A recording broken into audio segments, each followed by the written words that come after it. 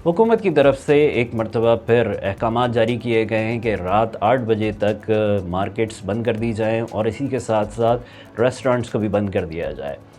इस तरीके के कुछ किफ़ायत शेयरी के नाम पे जो अहकाम जारी किए जाते हैं, उनमें अशराफिया को बिल्कुल नज़रअंदाज कर दिया जाता है और मुफ्त पेट्रोल और सहूलतें हासिल करने वाले अशराफिया इन अहकाम की इज़्ज़त से बिल्कुल खारिज रहते हैं। इस सूरत हाल में कराची के एक मारूफ ताजर शर्जील गोपलानी ने हुकूमत को आड़े हाथों लिया है। इससे कबल भी वो स्टेट बैंक और हुकूमत पाकिस्तान को उनकी गैर मुनासिब और गैर मुंतकी माशरी पॉलिसीज़ की बुनियाद पर उनको आड़े हाथों ले चुके हैं। हमें स्टेट बैंक ने ये साफ कह दिया है कि हम आपसे मुलाकात नहीं कर सकते, क्योंकि state bank government of Pakistan के अंडर में नहीं आता। हमें ये कहा गया है कि गवर्नमेंट ऑफ पाकिस्तान के अंडर में स्टेट बैंक नहीं आता, हम आपसे मुलाकात नहीं कर सकते, हमारे हाथ में कुछ भी नहीं है। आपने जो करना है आप करें, आपने जहाँ सर मारना है सर मारें, हमारे पास से कुछ भी नहीं है आपके लिए। अभी क्या होगा? अब ये होगा कि हम यहाँ बैठे हैं, और हमारे हिसाब से पाकिस्तान डिफॉल्ट हो चुका है। आप खुद समझे, बिल्कुल हो चुका है डिफॉल्ट, बहुत हो गया। मार दिया आप लोगों ने, मार दिया आप लोगों ने। हमारे कंटेनर वहाँ पड़े, हमारे पैसा बैंक में पड़े, आज हमारे को कमर्शियल बैंक हमारा पैसा भी नहीं दे रहे। हम ये मुल्क छोड़ने को तैयार है। हमने एक ही बात की है, हमारे कंटेनर जो रास्ते में वो रिलीज कर दें आपको। हम कारोबार बंद कर रहे हैं, हम पाकिस्तान में कारोबार बंद कर रहे हैं। पाकिस्तान में जहाँ पे स्टेट बैंक आपको बोल दे कि स्टेट बैंक ये गवर्नमेंट ऑफ पाकिस्तान के अंडर में नहीं, आप क्या करोगे?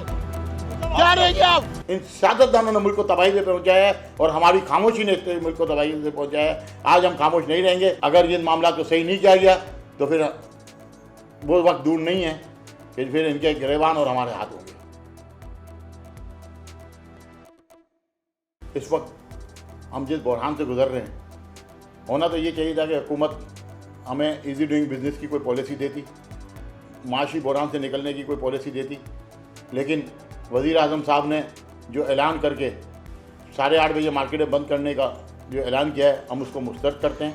इस वक्त ज़्यादा से ज़्यादा कारोबार करने के लिए हमें मामला दिए जाते हैं, हमारे हालात इस तरह के रखे जाते हैं कि जिनमें ज़्यादा से ज़्यादा कारोबार होता, लेकिन इन्होंने जो कारोबार पे जो जक लगाई है और जो जक लगाई है, हम उसको हर हालत में मार्केटें किसी हालत में भी हम जो है बंद करने के मुतरादिफ हो ही नहीं सकते। मैं इसको मुस्तरद करता हूँ। साथ साथ पीर 27 फरवरी 2023 को एक सियासी पार्टी की तरफ से जो हड़ताल का ऐलान है, उसकी मैं हिमायत का ऐलान करता हूँ। तमाम ताजिर बरादरी, कराची की आवाम, पाकिस्तान की आवाम से गुजारिश करता हूँ कि अपना हक और अपनी आवाज़ ये शटर डाउन करके ज़रूर पहुँचाएँ। हम पुरअमन लोग हैं, कानून को हाथ में नहीं लेना चाहते, लेकिन कोई भी सियासी पार्टी, कोई शख्स अगर इस मुल्क को बहरान से निकालने के लिए या एहतिजाजन कोई चीज़ ऐलान करता है तो हम उस एहतिजाज का हिस्सा हैं और उसका साथ देंगे, चाहे वो कोई भी पार्टी हो। हमें किसी लेबल की ज़रूरत नहीं है।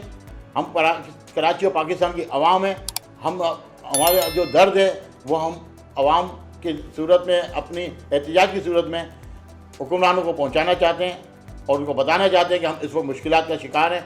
आप खुदारा अगर आपने तवानाई बचानी है तो आप अपने तौर पर अपने इक़दाम करें। वज़रा से पेट्रोल गाड़ियाँ वापस लें, जो इलेक्ट्रिक कंपनीज के मुलाजिम हैं उनकी फ्री बिजली बंद करें, और भी जितनी फ्री बिजली दी जाती है तमाम लोगों को ख़त्म करें। तमाम बिजली यूनिट जो है वो हर शख्स पे करे। जब हम एक आम आदमी अपने यूनिट की पेमेंट करता है, अपने बिलों की पेमेंट करता है, अपने पेट्रोल की पेमेंट करता है, तो आप कौन से आप पे सुरखाब के पड़ लगे हुए हैं कि जो आप पेमेंट नहीं करते? एक 20,000 रुपये तनख्वाह लेने वाला आदमी अपने तमाम अखराजात खुद उठाता है, तो हुकूमत क्यों किसी अखराजात उठाएगी?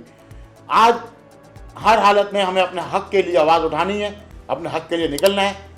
इन हुक्मरानों ने, इन मैशतदानों ने, इन सियासतदानों ने मुल्क को तबाही पे पहुंचाया है और हमारी खामोशी ने मुल्क को तबाही से पहुंचाया है। आज हम खामोश नहीं रहेंगे। इंशाअल्लाह अपना एहतिजाज सही तरीके से रिकॉर्ड कराएंगे और अगर ये मामला को सही नहीं किया गया तो फिर वो वक्त दूर नहीं है कि फिर इनके गिरेबान और हमारे हाथ होंगे। एक तरफ बिजली, गैस और पेट्रोल के नरखों में रोज़ बरोज़ इजाफा किया जा रहा है।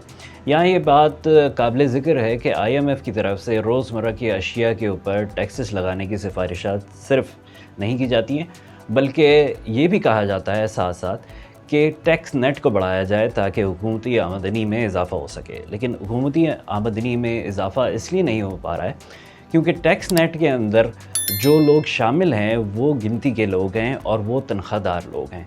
अगर मरात याफ्ता तबका या जिसे कहा जाए कि अशराफिया के अंदर लोग अपने या तो असासों को छुपाते हैं या टैक्स के अंदर चोरी करते हैं, ऐसी सूरत में जो हुकूमती आमदनी है उसमें इजाफ़ा नहीं हो पाता है और सारा जो बोझ है वो आवाम के ऊपर मुंतकिल कर दिया जाता है।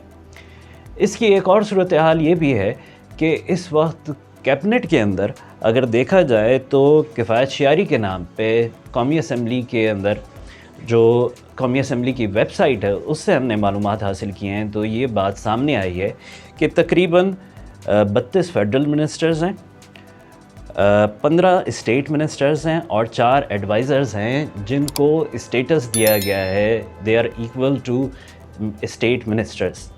ऐसी सूरत में 51 लोग हैं जो इस मुल्क की ख़जाने के ऊपर जो ख़राब माशी सूरत हाल है और हमारा मुल्क डिफ़ॉल्ट की जानिब चलता चला जा रहा है, ऐसी सूरत में 51 लोगों की मजमूई कारकर्दगी को मुल्की हालात देखते हुए सिफ़र के करीब कहा जा सकता है। ऐसी ख़राब माशी सूरत हाल के अंदर अब ख़दशा ज़ाहिर किया जा रहा है और इसका बरमला इज़हार करते हुए शर्जील गोपलानी भी नज़र आ रहे हैं। उनके मुताबिक ये श्रीलंका जैसी सूरत हाल है और श्रीलंका में जिस तरीके से पिछले साल हमने देखा कि अशराफिया के घरों को नज़र आतिश किया गया और उनकी गाड़ियों को नदी नालों और दरियाओं में बहा दिया गया था, तो ऐसी कोई सूरत हाल पेश आए इससे पहले हुकूमत वक्त को होश के नासून लेने चाहिए और अपनी माशी पॉलिसीज़ को दुरुस्त करना चाहिए ताकि एक आम आदमी जो कि मुश्किल से गुजारा कर रहा है वो अपनी ज़िंदगी में दोबारा लौट सके।